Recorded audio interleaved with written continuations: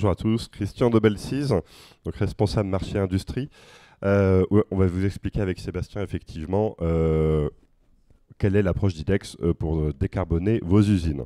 Peut-être un très rapide sondage. Est-ce qu'il y en a déjà qui connaissent la société IDEX en levant la main? Voilà, effectivement, une minorité. On est le troisième groupe énergétique français, après les bien connus EDF et Engie. On fait un peu plus de 2 milliards 3 de chiffre d'affaires sur 2023, plus de 110 agences au niveau du territoire, donc au DOM-TOM. Et on est répartis en 4 pôles d'activité aujourd'hui, avec un premier pôle, on vient produire de l'énergie thermique et électrique. Donc on est également considéré comme des industriels, on gère des problématiques réglementaires de PNAQ, voilà, on a à peu près les mêmes problématiques que vous. On a voilà, un certain nombre d'usines de valorisation des déchets, des unités de production d'énergie à partir de biomasse, d'éco-génération, voilà, tout un tas d'actifs énergétiques qu'on a en exploitation, qu'on a financé, qu'on a conçu nous-mêmes pour venir distribuer en grande partie le tout sur des réseaux de chaleur. Donc ça, c'est une deuxième activité du groupe IDEX. On est un gros acteur aussi au niveau des réseaux de chaleur. On a le plus gros d'Europe, par exemple, celui de la Défense, en chaleur et en froid, qu'on alimente depuis quelques décennies maintenant. Et on a aujourd'hui, à travers nos 110 agences, aussi tout un parc de gestion de l'énergie sur les sites directement, quel que soit le segment d'activité. Hein. Alors là, aujourd'hui, on vous parle de l'industrie, mais on est également très présent sur tout ce qui est tertiaire, habitat, voilà, au niveau des dom-toms.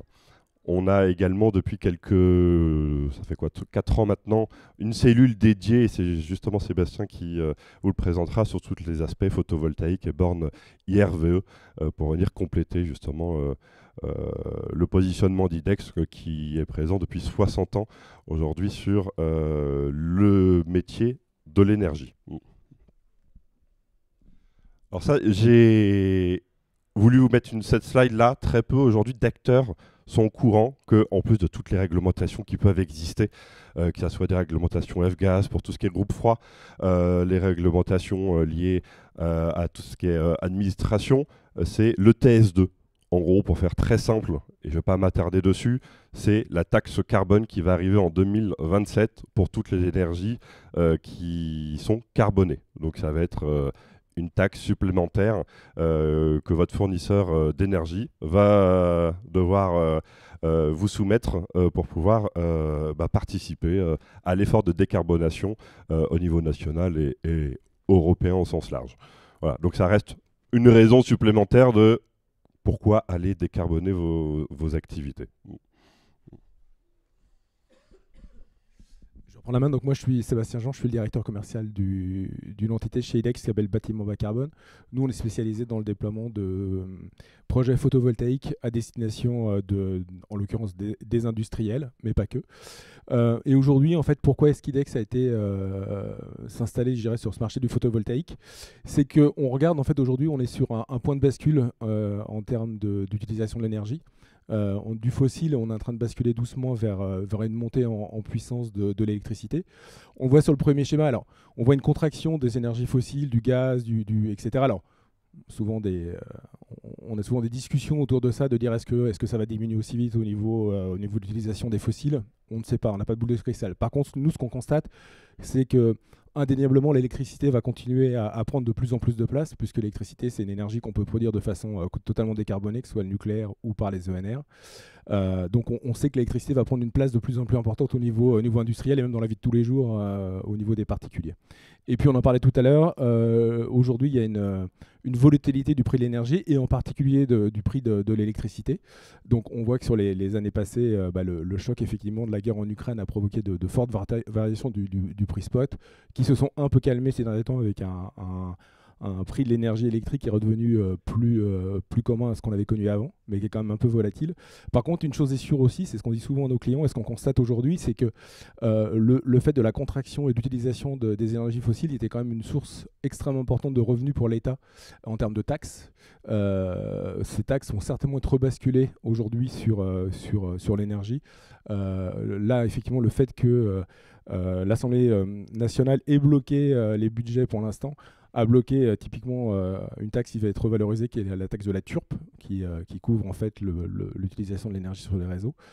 Mais c'est une taxe qui va certainement extrêmement augmenter dans les années à venir, quoi. Donc voilà, pour donner un peu de contexte. Par rapport à ça et à cette volatilité, aujourd'hui, et Christian en parlait tout à l'heure, on a un certain nombre de lois qui sont venues, j'allais dire, fortement inciter les professionnels à basculer sur le choix de l'électrique. Donc il y a la loi climat et résilience sur les bâtiments neufs qui oblige à couvrir le toit des bâtiments neufs de panneaux photovoltaïques ou dans le cadre de rénovations importantes.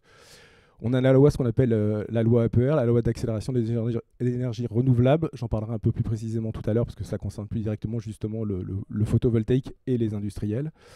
On a la loi qu'on appelle l'homme, en fait, qui oblige aussi les professionnels à s'équiper de bornes de recharge pour ceux qui sont équipés de parking, en fait, aujourd'hui.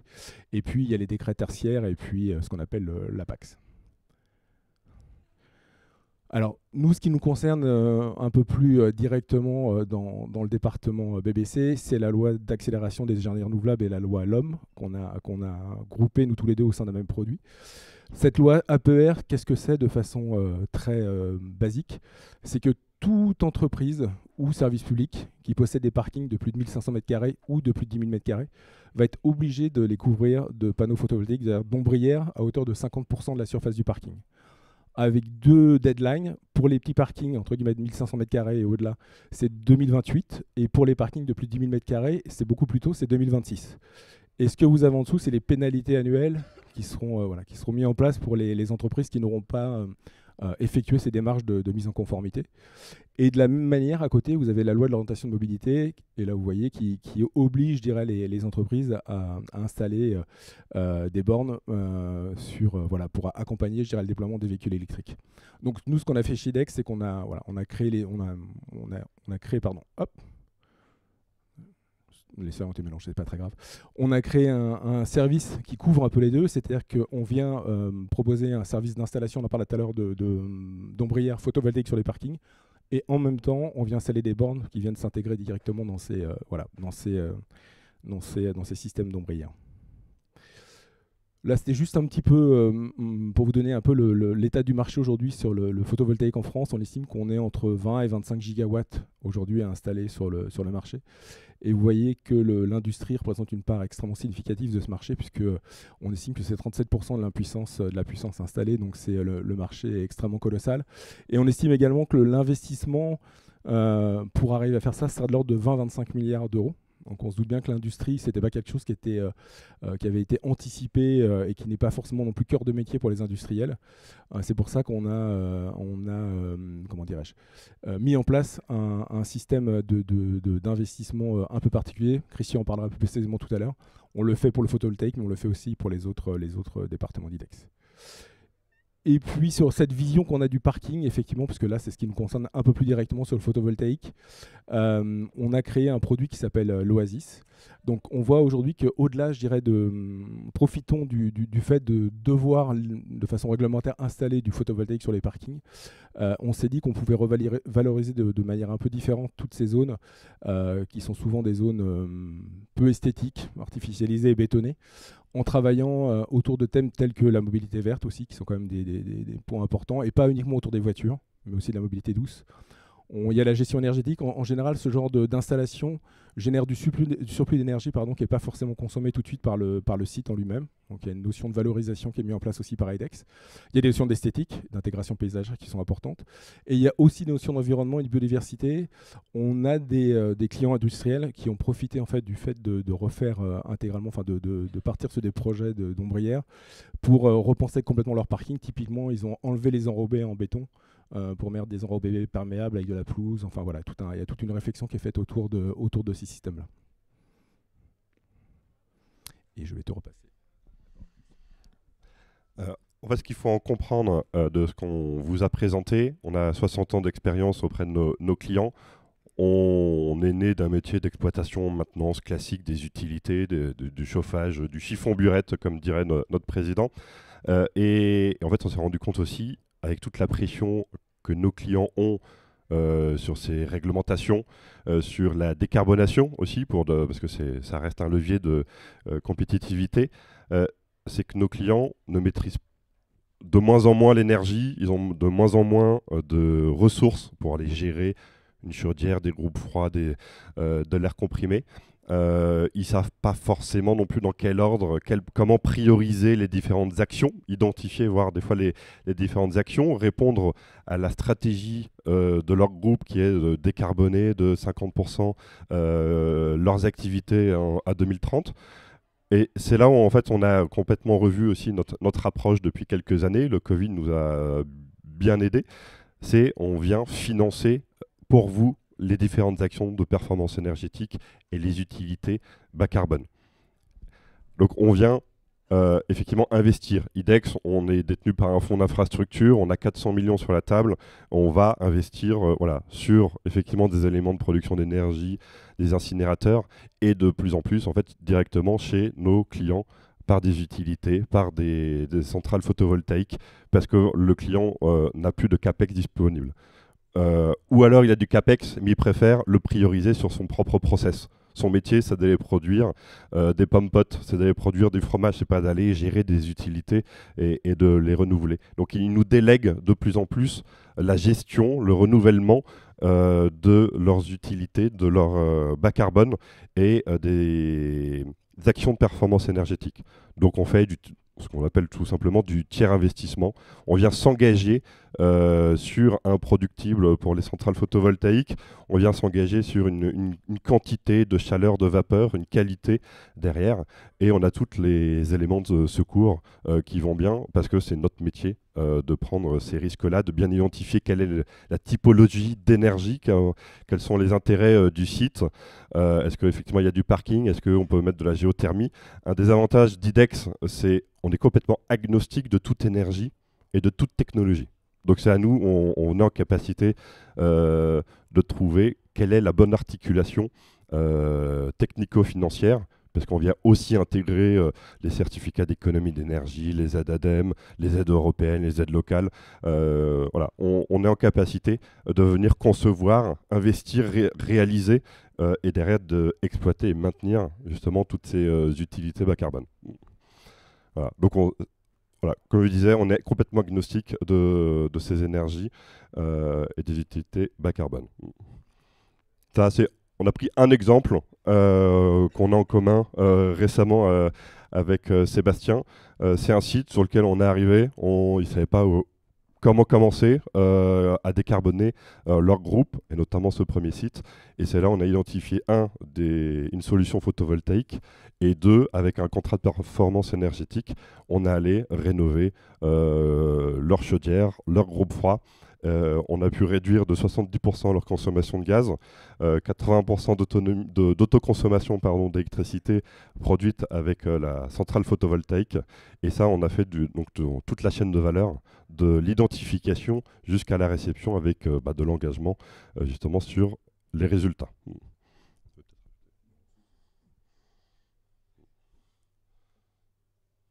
Voilà. Et quelques références au niveau national, dans le Grand Nord, aussi pour ceux que vous pouvez connaître, comme Anne Bonduel, voilà, avec qui on a pu travailler sur des grosses chaufferies biomasse avec de la production de vapeur, sur des CPE plus classiques, sur des centrales photovoltaïques. Pour certains, on arrive à mêler les deux pour de temps en temps électrifier effectivement une partie aussi de leurs utilités. Voilà, on essaye de trouver la solution la plus pragmatique et donner surtout une réponse à leur décarbonation, une visibilité aussi financière pour les 10, 15, 20 ans à venir voilà, sur une production d'énergie quelle qu'elle soit. Voilà, c'est terminé pour nous. Est-ce que vous avez éventuellement quelques questions?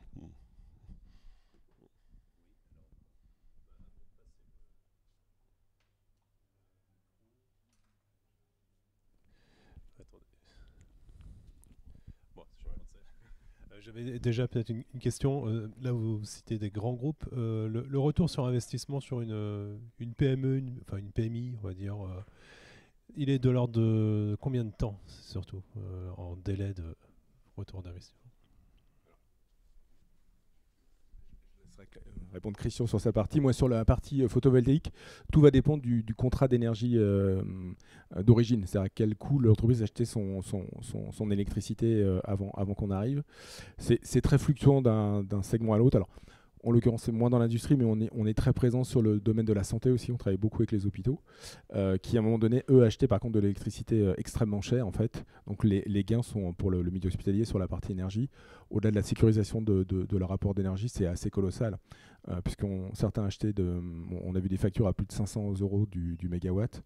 Et sur un projet de centrale photovoltaïque, on arrive en général, ça dépend de la puissance, de l'endroit où est située la centrale, mais on arrive à sortir parce qu'on fait un équivalent du coût du mégawatt sur le coût de la centrale, on va tourner plutôt autour de 120 € du mégawatt à peu près, pour vous donner un ordre d'idée. Donc les gains sont quand même assez significatifs, mais tout dépend sur des gens qui sont des industriels qui veulent électro-intensifs et qui achètent sous PPA extrêmement peu cher. Le gain ne sera pas forcément immédiat sur la partie financière. C'est pour ça qu'on parlait de l'Oasis, on va aller chercher des gains ailleurs que sur le coût sec de l'énergie, en fait. D'accord. Alors, il y avait des questions. Oui. Alors, bon, ok. En premier. Je voulais savoir comment ça se passait si par exemple on voulait déjà avoir une faisabilité pour avoir des enveloppes grossières, pouvoir déjà imaginer demain comment ça se fait factuellement, parce que c'est toujours combien ça coûte et combien de temps il faut pour le mettre. Effectivement, il faut une première approche. Ça, alors je vais laisser sur Sébastien sur sa partie. La première chose déjà, c'est qu'on va essayer de prendre un certain élément sur votre site, sur votre groupe, où est-ce que vous voulez aller, si effectivement on sera déjà dans un premier temps en capacité d'y répondre. Et deuxièmement, en fait, on va aller visiter votre site et on va vous faire un premier retour. L'idée, c'est on n'est pas un bureau d'études, on a des capacités d'études, mais c'est pour les phases d'après, pour vous donner effectivement une enveloppe à la grosse, autour, il y aura 30% de marge d'erreur, pour vous donner en tout cas la bonne tendance sur la bonne mixité énergétique, sur la bonne approche. Voilà. Donc ça, c'est une phase qui est complètement offerte, c'est vraiment une approche pour vous orienter et en espérant vous accompagner surtout derrière solidement jusqu'à l'engagement de résultats. Bonjour. Le titre de la conférence, c'est Décarboner votre industrie sans investir. Vous avez parlé de tiers investissement, donc de leasing, voire même peut-être de leaseback. Il y a toujours un investissement, sauf s'il y a effacement complet par les C2E, voire par le CPE. Donc c'est vous qui investissez sur nos actifs. Enfin, pas moi parce que je ne suis pas industriel. Par contre, je pourrais être, si j'étais clogère, un frigoriste pour vous. Je suis le concurrent direct. A contrario, qui porte le CPE chez vous? Vous? Vous? Sur les 400 millions que vous avez?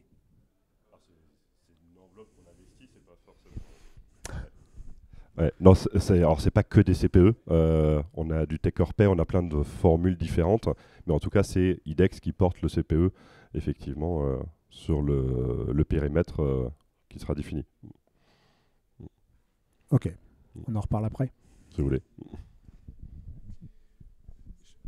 Je fais juste une petite aparté parce qu'on a une petite particularité sur le photovoltaïque pour répondre au monsieur qui était là-bas. Sur l'étude de faisabilité sur les projets photovoltaïques, on a la chance dans l'entité BBC d'avoir notre propre bureau d'études. Donc en fait, quand vous nous contactez, on va effectivement se rendre sur site ou même déjà avec les vues Google, on peut déjà faire une première approche. On va déjà faire un pré-projet, regarder et on peut vous donner assez rapidement, là pour le coup, un projet qui est, on vous donne une fourchette de prix, mais il n'y a pas 30% d'écart, on commence à avoir l'habitude. Donc on peut vous donner assez rapidement une fourchette assez fine du coût final du projet en fait. Voilà. C'est pareil, c'est totalement gratuit en fait, il n'y a pas d'engagement, voilà, on le fait naturellement. Bonjour, vous parliez de la loi sur l'obligation d'avoir des ombrières sur ces zones de parking. J'ai retenu que pour les plus de 10 000 m², c'était en 2026. Est-ce que vous savez si c'est à application des travaux ou à travaux finis? Parce que pour un projet comme ça de plus de 10 000 m², c'est long à mettre en place. Ouais, c'est 18 mois un projet à peu près, pour vous donner un ordre Bon, d'idée. donc, Oui, non, alors, c'est non précisé dans les décrets d'application. C'est une des choses qu'on a demandé aux législateurs aujourd'hui de nous préciser. Mais aujourd'hui, globalement, nous et nos confrères qui sont sur ce domaine, on estime qu'à partir du moment où l'entreprise a lancé la démarche, les permittings, enfin voilà, qu'elle est vraiment engagée avec nous, il n'y a aucune raison que, que les pénalités s'appliquent. Ça serait un peu de mauvaise foi. Surtout qu'on voit aujourd'hui que du fait des délais un peu courts, enfin voilà, parce que voilà, on commence à avoir un effet d'étranglement un peu auprès des sociétés qui sont aussi en capacité de produire, parce que il y a ce qu'on appelle les gens qui vont construire les structures métalliques, il y a le fait de s'approvisionner. Alors en panneau, ça c'est pas trop compliqué, il y a des stocks, mais de temps en temps vous avez besoin d'avoir des postes achetés qu'on est obligé de mettre, etc. C'est pas, il y a un an de délai, enfin bref, il y a tout un tas d'éléments qui font que c'est un petit peu long. Donc à partir du moment où c'est lancé, je pense que vous ne serez pas concerné par les pénalités en fait. Ok, merci beaucoup.